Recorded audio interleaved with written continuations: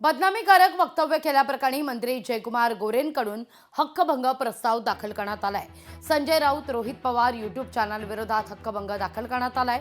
विरोधकांकडून आरोप झाल्यानंतर जयकुमार गोरेंनी कालच हक्कभंग दाखल करणार असल्याचं म्हटलं होतं। त्यानुसार त्यांनी हा हक्कभंग प्रस्ताव दाखल केलाय। तर जयकुमार गोरेंनी नक्कीच हक्कभंग आणावा, पण आधी त्या महिलेच्या हक्काचं बघा अशी टीका संजय राऊत करतायत।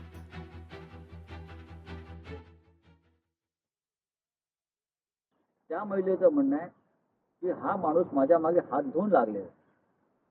त्या महिलेचं म्हणणं आहे की मला अशा प्रकारे राष्ट्रीय अपराधी हा माणूस त्रास देतो, फोन करून फोटो पाठवतो, माझं जगणं मुश्किल झालंय आणि मला आत्महत्या करावी लागली। ती महिला म्हणते काय करावं।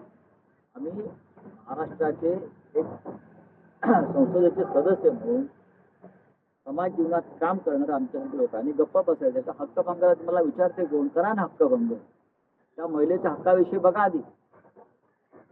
मुख्यमंत्र्यांनी जयकुमार गोरेचा राजीनामा केला। अजून नोटीस माझ्याकडे आलेली नाही।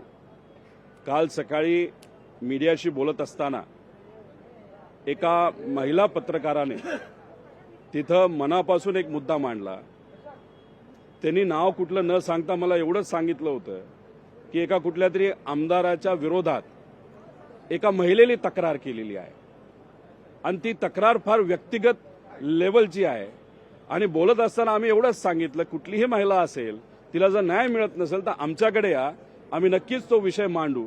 याच्यामध्ये चुकीचं काय केलं आता एवढं पर्सनली घ्यायचं काय मला माहित नाही, पण नोटीस आल्यानंतर नक्कीच त्याचं उत्तर आम्ही देऊ।